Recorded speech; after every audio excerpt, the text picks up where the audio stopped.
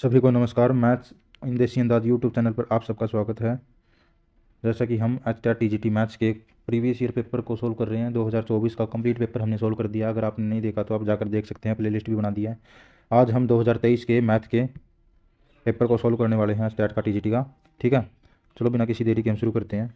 मेरा इन क्वेश्चन को करवाने का उद्देश्य सिर्फ क्वेश्चन पेपर के अंदर बैठ के हम कौन सी तकनीक लगा के हम कम से कम समय के अंदर क्वेश्चन को कर सकते हैं, यही समझाना मेरा उद्देश्य है कि कम से कम समय के अंदर हम क्वेश्चन को कैसे टैकल करेंगे। ठीक है, तो हम चलिए बिना किसी देरी के क्वेश्चन शुरू करते हैं 91 से। ठीक है, 91 क्वेश्चन है।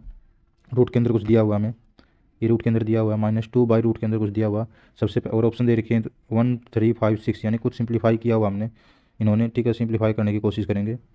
सबसे पहले तो हम 12√7 को क्या लिख सकते हैं, इसको 43 को नज़र में रख के हम 12√7 को तोड़ेंगे। ठीक है, सबसे पहले तो 12√7, इसमें से 2 कॉमन ही लेना, तो 2 × 6√7 लिखेंगे। ठीक है, 12√7 को हम क्या लिखेंगे, 2 × 6√7। ठीक है, ये 2 बाहर ही अपना 6 और √7 से हमें 43 लाना। कैसे आ सकता है, 6 का स्क्वायर और √7 का स्क्वायर से। ठीक है, यानी हम इसको कैसे लिखेंगे, 43 को 6 का स्क्वायर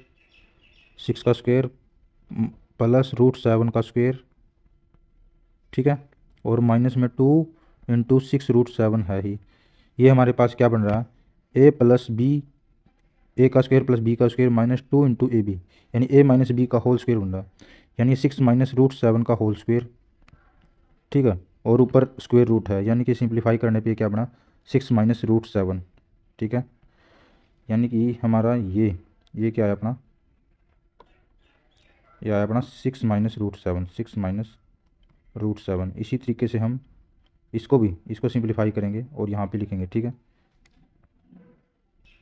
हमारे पास दिया हुआ है रूट के अंदर 16 + 6√7। पहले इसमें से सेम प्रोसीजर लगाएंगे, 2 कॉमन लेंगे तो 2 × 3√7 बचेगा। ठीक है, यानी 16 कैसे आ सकता है, 3 का स्क्वायर प्लस √7 के स्क्वायर से, यानी 16 को कैसे लिखेंगे, 3 का स्क्वायर प्लस √7 का स्क्वायर, और क्या दिया हुआ हमारे पास प्लस 2 × 3√7, और इस सारे का क्या है, स्क्वायर रूट है। ठीक है, तो ये क्या आएगा हमारे पास, a² + b² प्लस 2ab, यानी कि क्या बनेगा, a + b का होल स्क्वायर बनेगा, यानी 3 + √7 का स्क्वायर का अंडर रूट, तो स्क्वायर से अंडर रूट कैंसिल आउट, ये बचेगा हमारे पास। ठीक है, तो इसको हम क्या लिखेंगे,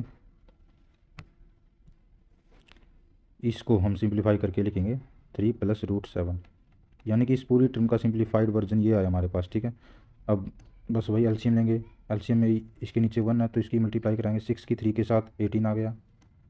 ठीक है, 6 प्लस में 6√7 और माइनस में ये क्या है अपना √7 है, तो माइनस में 3√7, यानी कि प्लस का 3√7 बचेगा, और माइनस का √7 की माइनस प्लस के √7 के साथ मल्टीप्लाई -7, और यहाँ पे -2 है ही, और नीचे सारा क्या गया अपना 3 + √7। इसको और सिंप्लीफाई करेंगे तो 18 में से 7 और 2 9 गया, तो 9 बचा, 9 प्लस में 3√7, और नीचे 3 + √7। ध्यान से देखेंगे तो ऊपर से 3 कॉमन आ रहा, 3 कॉमन आएगा तो अंदर जो है वही ऊपर नीचे सेम बचेगा, जो आपस में कट जाएंगे। ठीक है, ये कट जाएंगे तो 3 ही हमारा क्या होगा, आंसर होगा, 3 हमारा आंसर होगा। ठीक है, चलते हैं नेक्स्ट क्वेश्चन पे। नेक्स्ट क्वेश्चन है, यदि दो संख्याओं का जोड़ 40 है और उनका गुणनफल 375 है तो वे संख्या क्या होगी। दो नंबर्स की मल्टीप्लाई 375 आ रही है और जोड़ 40 बन रहा है। बाई ऑप्शन जाएंगे, जोड़ तो पहले ऑप्शन में 40 बन रहा है, लेकिन मल्टीप्लाई क्या 375 आएगी। यूनिट डिजिट चेक करते हैं, 6 और 4 की मल्टीप्लाई से 4 यूनिट डिजिट आएगा, तो 375 तो नहीं आएगी। 20 और 20 की मल्टीप्लाई भी 375 नहीं आएगी। 30 और 10 की मल्टीप्लाई भी 375 नहीं आएगी। 25 और 15 की आएगी। ठीक है, तो option number 3 D right answer. चलते हैं नेक्स्ट क्वेश्चन पे।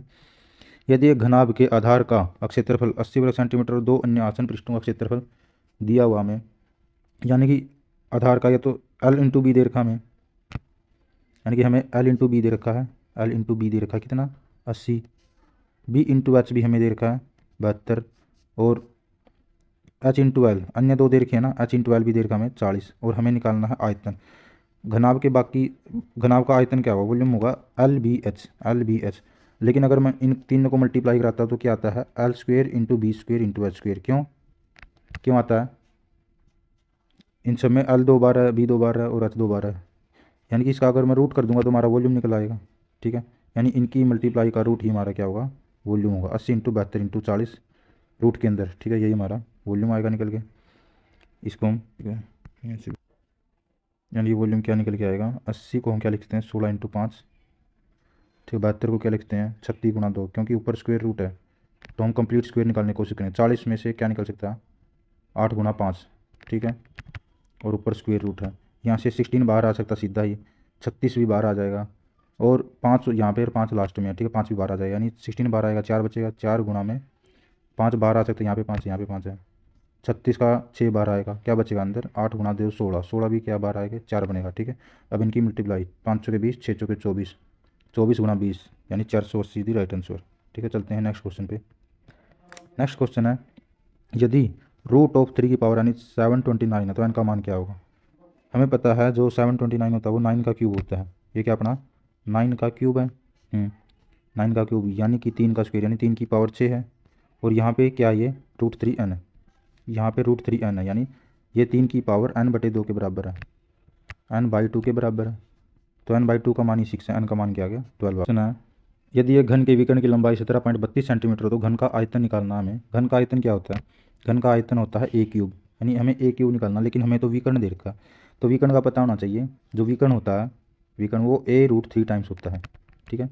यही हमारे को क्या दे रखा है, यही हमारे को 17.32 दे रखा है, ठीक है। तो a की वैल्यू क्या आएगी, इसके बटे में √3 चला जाएगा और यहाँ से हट जाएगा, ठीक है। तो बटे में चला गया, तो अब इसको मैं क्या लिखता हूँ 1.732, यही होता, इससे जाएगा ये 10 पे, यानी ए की वैल्यू हमारी क्या आ गई 10 आ गई, वॉल्यूम क्या आ गया 10 का क्यूब यानी 1000 घन सेंटीमीटर। चलते हैं नेक्स्ट क्वेश्चन पे।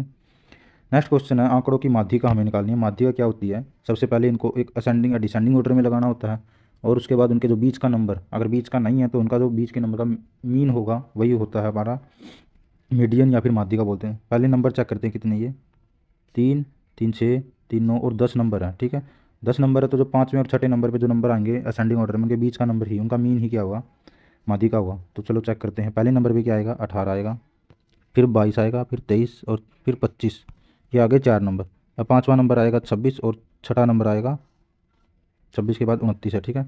तो 26 और 29 के बीच का जो इनका जो मीन होगा वही हमारा क्या होगा, 26 और 29 के बीच में 27.5 आता है, यही हमारा मीन। क्वेश्चन नंबर 97, एक बगीचा 84 मीटर लंबा और 64 मीटर चौड़ा है, इसके चारों ओर एक रास्ता है, ठीक है, जिसका क्षेत्रफल हमें दिया हुआ है।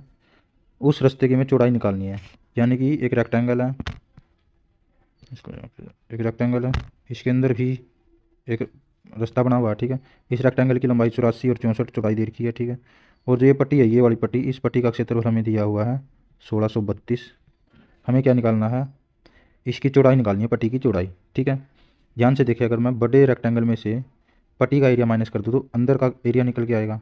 मैं इस पट्टी की चौड़ाई मान लेता हूँ x मीटर है, ठीक है, x यूनिट मैंने पट्टी की चौड़ाई मान ली, पट्टी की चौड़ाई x यूनिट, ठीक है।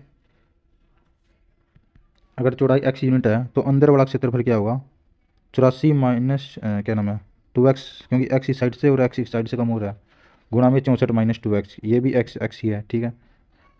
तो जो एरिया होगा वो इक्वल रख देंगे, कौन सा एरिया, देखो 84 गुना 64, ये कौन सा एरिया है, ये बड़े रेक्टेंगल का, माइनस में 1632 ये पट्टी का, तो ये किसके बराबर आएगा, ये बराबर आएगा 84 माइनस 2x इंटू में 64 माइनस 2x के, ठीक है।